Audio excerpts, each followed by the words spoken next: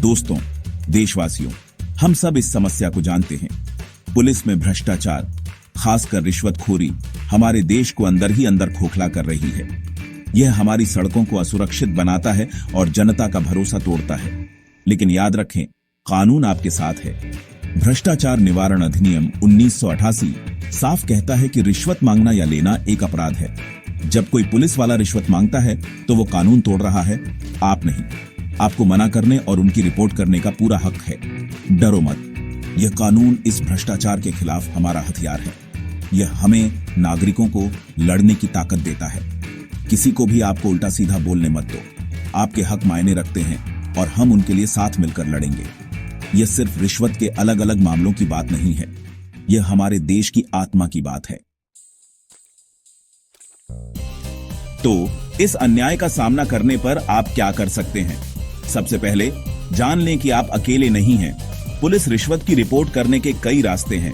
आप भ्रष्टाचार निरोधक ब्यूरो में शिकायत दर्ज करा सकते हैं। यह एक खास यूनिट है जो भ्रष्टाचार के मामलों को देखती है। अगर मामला अर्जेंट है या लोकल है तो पुलिस अधीक्षक या पुलिस उपायुक्त से संपर्क करें। गंभीर उल्लंघनों के लिए मजिस्ट्रेट के पास शिकायत दर्ज करने या राष्ट्रीय या राज्य मानवाधिकार आयोग से संपर्क करने पर विचार करें। याद रखें, हर शिकायत, हर आवाज भ्रष्टाचार की पकड़ को कमजोर करती है। अब सबूतों की बात करते हैं। इस लड़ाई में सबूत आपका सबसे बड़ा हथियार है। भ्रष्ट अधिकारियों से निपटने के लिए सबूत होना बहुत जरूरी है। हो सके तो उस बातचीत को चुपके से रिकॉर्ड करने की कोशिश करें जहां रिश्वत मांगी जा रही है।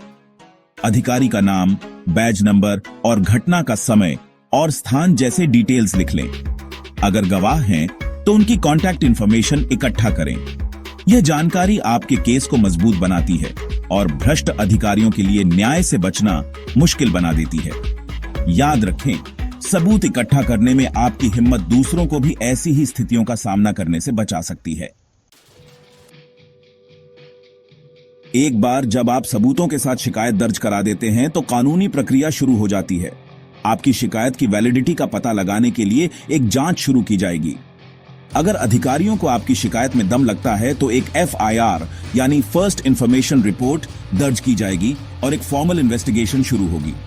जांच में आपसे, आरोपी अधिकारी से और किसी भी गवाह से पूछताछ की जा सकती है।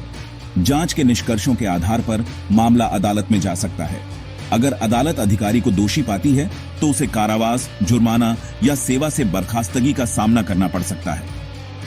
यह प्रक्रिया लंबी और कठिन लग सकती है, लेकिन न्याय भले ही कभी कभी देर से मिले, लेकिन मिलता जरूर है।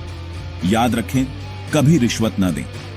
किसी भी बातचीत के दौरान शांत और संयमित रहें और हमेशा अपने अधिकारों को याद रखें। भ्रष्टाचार के खिलाफ खड़े होकर आप सभी के लिए एक बेहतर, न्यायपूर्ण भारत के निर्माण में योगदान दे रहे हैं। उन्हें जीतने मत दो, लड़ो।